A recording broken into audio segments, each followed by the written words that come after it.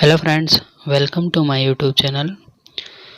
तो फ्रेंड्स, कुछ प्रॉब्लम होने की वजह से वीड का जो पार्ट 2 है उसको दो भागों में अपलोड किया गया है, तो दोनों भाग जरूर देखें। नेक्स्ट आधार है हमारे पास खरपतवारों के वर्गीकरण का। फसल बनते खरपतवार या परजीवी खरपतवार। इनको आप याद कैसे रखोगे तो इसकी ट्रिक है स्लोच, CLOS। सी का मतलब क्या है? सी का मतलब है कसपुटा या अमरबेल या डोडल। ये एक ही खरपतवार के नाम है, मुख्यतः ये कसपुटा के नाम से पूछा जाता है। तो यहाँ पर हमने बोला था कि ये परजीवी खरपतवार, मतलब ये दूसरे पौधे के ऊपर पोषण के लिए निर्भर रहते हैं। तो जो कसपुटा खरपतवार है वह तने से पोषण प्राप्त करता है। किसके तने से? तो यहाँ पर पौधों के नाम लिखे हुए हैं, रिचका, मिर्च, मूंगफली, प्याज, दालें और सोयाबीन। ये कसपुटा खरपतवार पौधों के ऊपर निर्भर करता है। उसमें से भी मुख्य क्या है? रिचका। इसको अच्छे से याद रखें। कसपुटा है वो रिचका के ऊपर परजीवी है। और किस तरह का परजीवी है? जो कसपुटा है वह पूर्ण रूप से तने के ऊपर परजीवी है, मतलब कसपुटा पूर्ण तना परजीवी है। कौन से पौधे के ऊपर? रिचका के ऊपर। उसके अलावा अन्य पौधों के भी नाम लिखे हुए हैं, लेकिन मुख्य रिचका है। नेक्स्ट एल का मतलब है लोरेंथस, या इसको डेंड्रोथी भी बोला जाता है।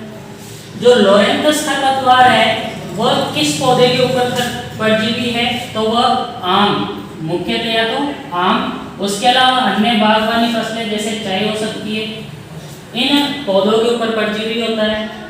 मुख्य आपको आम ही याद रखना है। लोरेंथस किस प्रकार का परजीवी है? तो जो लोरेंथस खरपतवार है वह अर्ध तना परजीवी है। लोरेंथस अर्ध तना परजीवी है। नेक्स्ट है हमारे पास में ओ का मतलब है ओराबेंकी। यह इसको हम ब्रूम रेप भी कहते हैं।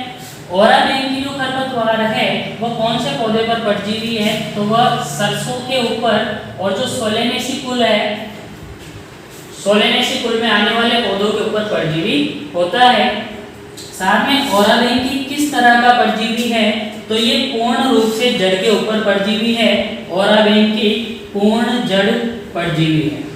नेक्स्ट हमारे पास शब्द है यस। एस का मतलब यहाँ पर है स्ट्राइगा, ये इसको हम रोकड़ी भी कहते हैं। तो ये जो स्ट्राइगा खरपतवार है वो कौन से पौधों पर परजीवी है?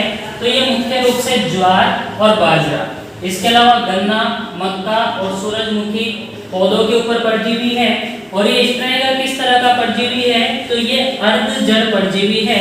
अच्छे से याद रखना, CLOS चार खरपतवार है। C का मतलब कसपुटा, L का मतलब लोरेंथस, O का मतलब ओराबेंकी, S का मतलब स्ट्राइगा।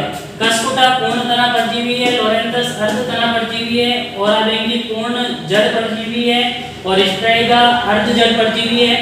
कसपुटा रिचके के ऊपर, लोरेंथस आम के ऊपर, ओराबेंकी सरसों के ऊपर और स्ट्राइगा ज्वार और बाजरा के ऊपर परजीवी होता है। ये अच्छे से नोट कर लेना।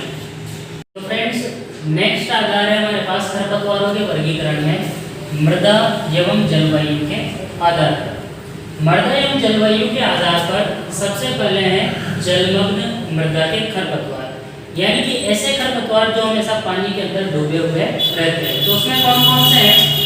जलकुंभी, हाइड्रिला, पिस्टिया, वेलिस्नेरिया।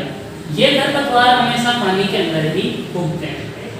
नेक्स्ट है रेगिस्तानी मृदा के खरपतवार, जो रेत के अंदर या मरुस्थल के अंदर होते हैं, जैसे नागफनी, बबूल, जड़बेरी और जवासन। ये खरपतवार रेगिस्तानी मृदा के हैं। तीसरा है कृषि क्षेत्र के खरपतवार।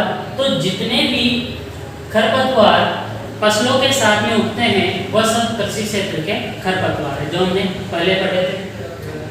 आकर्षित क्षेत्र के खरपतवार, यानी कि ये खरपतवार सड़क के किनारे, रेलवे स्टेशन पर या कोई जो बेकार जमीन होती है उस पर उगते हैं, वह सब आकर्षित क्षेत्र के खरपतवार होते हैं। इसमें आता है हमारे लेंटाना केमरा, गाजर घास, गोखरू और धतूरा।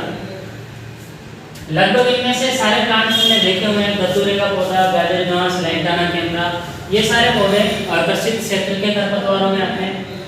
उसके बाद एक टॉपिक है हमारे पास में आत्मघाती अंकुरण। ये क्या होता है? तो हमने परजीवी खरपतवार पढ़े थे, जिनमें लास्ट खरपतवार पढ़ा था स्ट्राइगा। तो स्ट्राइगा को नष्ट करने के लिए अपोषित फसल को बोया जाता है, मतलब ऐसी फसल जिस पर स्ट्राइगा निर्भर नहीं है, क्योंकि स्ट्राइगा ज्वार बाजरा पर निर्भर होता है। तो यहाँ पर कपास की फसल बोई जाती है, किसको नष्ट करने के लिए? स्ट्राइगा को नष्ट करने के लिए। कपास की फसल की जड़ों से, कपास की फसल की जड़ों से एक रसायन निकलता है, उस रसायन का नाम है स्ट्राइगोल। यह स्ट्राइगोल जो रसायन है वो किसको नष्ट करता है? स्ट्राइगा को। अंकुरित होते हुए स्ट्राइगा को ये स्ट्राइगोल नामक खरपतवार नष्ट कर देता है। तो यहाँ पर क्या हो रहा है कि एक पौधे की जड़ों से कोई रसायन निकल रहा है जो दूसरे पौधे को नष्ट कर रहा है। ये जो टॉपिक था वो मैंने पार्ट फर्स्ट में अच्छे से समझाया था। अगर तुम लोगों को याद है कि इस प्रभाव को क्या बोला जाएगा, जब एक पौधे की जड़ से निकला हुआ रसायन दूसरे पौधे को नष्ट कर रहा है, तो वो कमेंट करके बताएं। लास्ट हमारे पास एक और टॉपिक है जिसमें एकांतर परपोषी की बात हुई है कि जो खरपतवार हैं उनके ऊपर कुछ रोग और कीट रहते हैं जो मुख्य फसल को नष्ट करते हैं। जैसे धान का एक कीट है तनाछेदक। इस तनाछेदक कीट को जब धान का पौधा नहीं मिलता है तो ये कौन सी खरपतवार पर निर्भर करता है? जंगली धान पर। तो जहाँ तक तनाछेदक कीट को धान का पौधा नहीं मिलेगा, ये जंगली धान खरपतवार पर रहेगा, और जब धान का पौधा मिल जाएगा तो वापिस से जंगली धान से धान के पौधे पर चला जाएगा। मक्का का तनाछेदक कीट है, ये बथुआ खरपतवार पर निर्भर रहता है।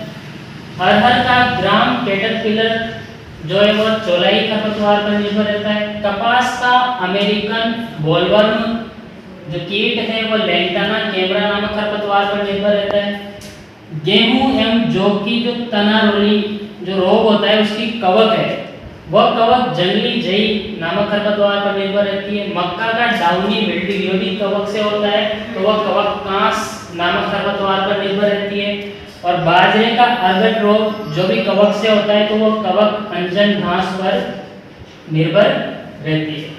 तो फ्रेंड्स, यह था आज के अपने वीडियो का खरपतवारों का वर्गीकरण। वीडियो अच्छी लगी हो तो लाइक कमेंट शेयर करें, चैनल को सब्सक्राइब करें ताकि आने वाली वीडियो का नोटिफिकेशन आपको टाइम टू टाइम मिलता है।